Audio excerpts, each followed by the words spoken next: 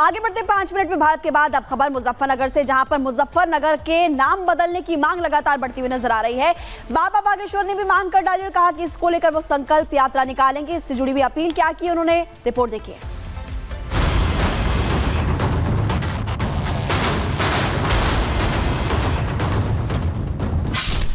दिल्ली के बाद उत्तर प्रदेश में भी नाम बदलने की मांग जोर पकड़ने लगी है।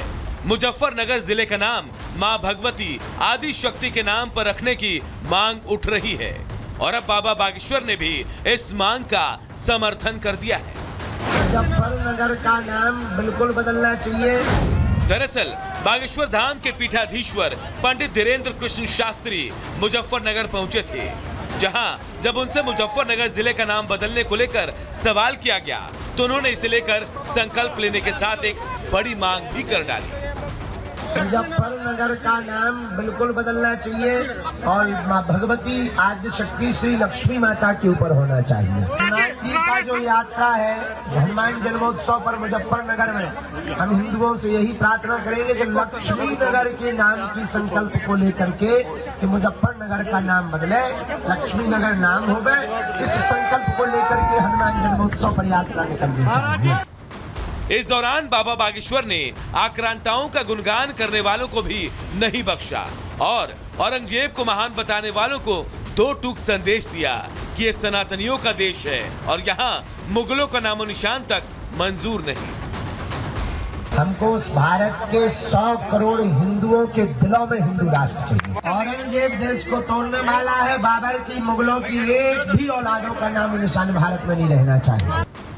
तो सुना आपने, पंडित धीरेन्द्र शास्त्री ने अपने बयान से यह लाउड एंड क्लियर संदेश दे दिया है कि वो मुगलों और आक्रांताओं के नाम पर रखे गए सड़कों और जिलों के नाम बदलने की मांग पर कंधे से कंधा मिलाकर साथ खड़े हैं। Bureau report, Republic Bharat.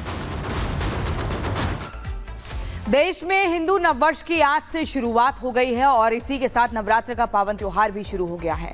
लेकिन नवरात्र के त्योहार को लेकर योगी आदित्यनाथ ने एक नए फरमान से गैर सनातनियों के दिल में खलबली मच गई है। कैसे, आप देखें।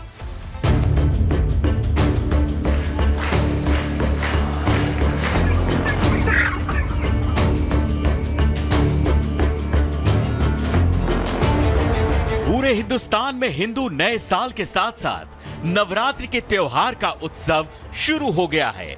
इसीलिए नवरात्रि से ऐन पहले लखनऊ से निकले योगी आदित्यनाथ के एक फरमान ने गैर सनातनियों के दिल में खलबली मचा दी है।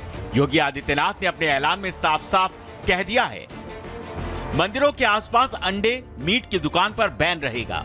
500 मीटर की परिधि में मांस की दुकानें बंद रहेंगी। 500 मीटर के बाहर भी लाइसेंसी शर्त के आधार पर ही दुकानें चल सकेंगी। खुले में किसी भी तरह के मांस की बिक्री पर रोक रहेगा। बूचड़खाने तुरंत बंद कर दिए जाएं। योगी आदित्यनाथ शक्ति के उपासक हैं, इसीलिए नवरात्रि में सनातन की पवित्रता को बनाए रखने के लिए योगी का यह फैसला हर सनातनी को रास आ रहा है। लेकिन योगी के इस फैसले से गैर सनातनियों के दिल में खलबली मच गई है।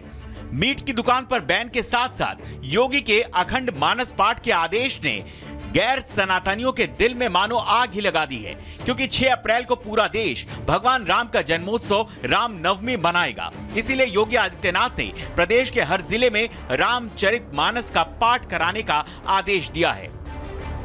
5 अप्रैल को 75 जिलों में अखंड मानस का पाठ होगा। 6 अप्रैल को अखंड मानस पाठ संपन्न होगा। अयोध्या में राम मंदिर में सूर्य तिलक का आयोजन।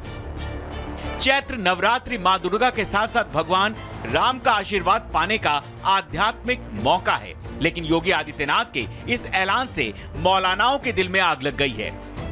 हमारा भारत जमहूरी मुल्क है, लोकतांत्रिक देश है, जिसका कोई मजहब धर्म नहीं है। अगर कोई हुकूमत इसको प्रमोट करती है तो ये होगा कि ये हुकूमत फला मजहब का प्रचार कर रही है, प्रसार कर रही है, और ये काम संवैधानिक उसूलों के खिलाफ है। योगी आदित्यनाथ का ऐलान अटल और अखंड है, इसीलिए इसका कोई कितना भी विरोध करे उससे कोई फर्क पड़ने वाला नहीं है।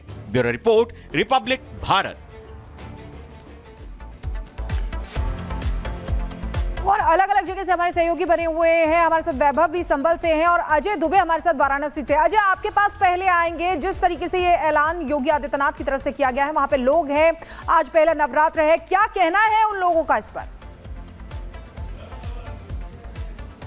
बिल्कुल, देखिए, नवरात्रि का पहला दिन, चैत्र नवरात्रि का पहला दिन मां शैलपुत्री का दिन है और वाराणसी खास तौर पर चर्चा में है क्योंकि जो नियम यहां लगाए गए हैं, म्युनिसिपल कमीशन की तरफ से जो नियम लगाए गए हैं मास मीट को लेकर, लोगों से ही बात करते हैं। जनाब, आप बताइए, क्या ये मास मीट पर रोक लगी है? दिक्कत तो नहीं कोई आ रही है? नहीं, दिक्कत तो नहीं होना चाहिए क्योंकि नवरात्र का महीना है, तो ऐसे में एक हफ्ते की बात है। अब भाई हिंदू रीति रिवाज के हिसाब से मांस मदिरा मंदिरा ये सब नहीं खाया जाता। सबका ये विरोध कर रहा है कि रोक लगा रहे हैं, खाने पीने पे रोक लगा रहे लग रहे हैं, ये बातें करने लग रहा है। क्या गंगा जमुनी तहजीब एक ही पक्ष मानेगा, दूसरे पक्ष के लिए नहीं है? आप देखिए, हर पक्ष का ऐसा नहीं है कि सब एक ही पक्ष का है। हिंदू रीति रिवाज के हिसाब से इस नवरात्र में मीट मछली ये सब नहीं खाया जाता है। बहुत साफ सफाई से लोग पूजा पाठ करते हैं, इसीलिए अच्छी बात है, सरकार की पहल है, बहुत बढ़िया है। आप बताइए, कैसे देख रहे हैं इसको? मीट की दुकान पे रोक लगी? बिल्कुल सही है, संजय जी ने बताया, बिल्कुल सही है। वाराणसी जो भगवान शिव की नगरी है और इसको भगवान शिव के नाम से ही काशी विश्वनाथ जी को जाना जाता है, तो एक पवित्र नगरी है, तो 9 दिन के लिए बिल्कुल बंद रहना चाहिए, ये बिल्कुल सही है। एक पक्ष जो खिलाफत कर रहा है उसको क्या कहिएगा? ठीक है, उनके इलाके में जो है उनको छूट दे दी जाए, क्योंकि उनका भी ईद का त्यौहार है, उनका भी एक पवित्र त्यौहार माना जाता है, तो उनके इलाके में उनको खाने पीने के लिए दुकानें खुले। आप बताएं, कैसे देखते हैं ये जो रोक लगाई गई है, इस रोक को कैसे देखते हैं? सर, कोई दिक्कत नहीं है, मतलब रोक होना चाहिए, इसमें कोई बड़ी बात नहीं है। मतलब हर किसी का हर समय त्यौहार आता नहीं है। अब जैसे हिंदू का त्यौहार है, इसमें 9 दिन ना खाएगा तो कोई बड़ी बात तो है नहीं कि उसमें किसी के लिए कोई दिक्कत है। रोक लगाया गया तो इसमें कोई दुकानें बंद की गई हैं, वो तो दुखी नहीं है बहुत उनसे, कुछ ने क्या है, मतलब पूरे साल कमा रहे हैं, 9 दिन नहीं काम करेंगे तो क्या बड़ी बात है। अब जिनको खाना पीना है वो अपने घर के अंदर करके अपना। आप बताइए, खाने पीने की बात तमाम हो रही है, नॉनवेज नहीं 9 दिन बिकेगा तो वो दिक्कत हो जाएगी क्या? क्यों परेशान है लोग? देखिए, हमारी धर्म नगरी काशी है, अगर इस तरह की व्यवस्थाएं हो रही हैं तो ये सरकार का बहुत अच्छा निर्णय है और इससे सभी लोग सुखी और समृद्ध बनाए रखेंगे। बनाए गए। आप बताएं सर, मांस मीट की दुकानें उत्तर प्रदेश में, वाराणसी में तो खास तौर पे पूरी तरीके से बंद रहेंगी 9 दिन, कैसा फीडबैक मिल रहा है? आपकी इन्फॉर्मेशन थोड़ी गलत है, केवल 500 मीटर दायरे तक बंद है, एकदम बंद। इस इन्फॉर्मेशन के 2 पार्ट हैं, आप पहले करेक्ट कीजिए। 2 पार्ट हैं, एक पूरे उत्तर प्रदेश के लिए, एक वाराणसी के लिए। वाराणसी की म्युनिसिपल कमिश्नर ने जो जानकारी दी है, म्युनिसिपल कमिश्नर के सिग्नेचर पर जो ऑर्डर है जो कि पहले पास हो चुका है, ये जो आप जानकारी दे रहे हैं ये नई जानकारी है, म्युनिसिपल कमिश्नर की तरफ से पहले ये जानकारी दी गई थी, हमें नहीं मिली है, क्योंकि आपने अगर कल का अखबार पढ़ा होता तो हमने पढ़ा है। Municipal commissioner. ठीक है अजय, आप लगातार लोगों से बात कर रहे हैं और वैभव फारूक कलेते संभल से हमारे साथ जुड़े हुए हैं। वैभव, वहां पर बताइए लोग क्या कह रहे हैं, नवरात्रों को लेकर आज क्या तैयारियां की गई है और ये भी बताइए। देखिए, बिल्कुल हम इस वक्त संभल के आटा गांव में हैं और यहां पर आप देख सकते हैं नवरात्रि के पहले दिन भक्तों के मंदिर पहुंचने का सिलसिला जारी है और लगातार भक्त जो है वो अपनी आराध्य मां जगदम्बा के दर्शन को लेकर मंदिर पहुंच रहे हैं। यहां के जो महंत हैं इनसे हम बात करेंगे। महाराज जी, नवरात्रि में ये फैसला लिया गया उत्तर प्रदेश सरकार की तरफ से कि मंदिर से 500 मीटर की दूरी पर मीट की दुकानें पूरी तरह से प्रतिबंधित है, इस पर क्या प्रतिक्रिया आपकी? बहुत अच्छा रखा है आपने, यह हमारे यहाँ पर बड़ी सुख शांति से रहती है और यहाँ पर कोई भी दुकान नहीं लगाई जाती है। मैं आपसे कह रहा हूँ कि आपने ये विचारधाराएं बहुत बहुत अच्छी रखी हैं और आप योगी जी ऐसे ही रखते रहें तो आपकी हिंदुस्तान में जय जयकार होगी।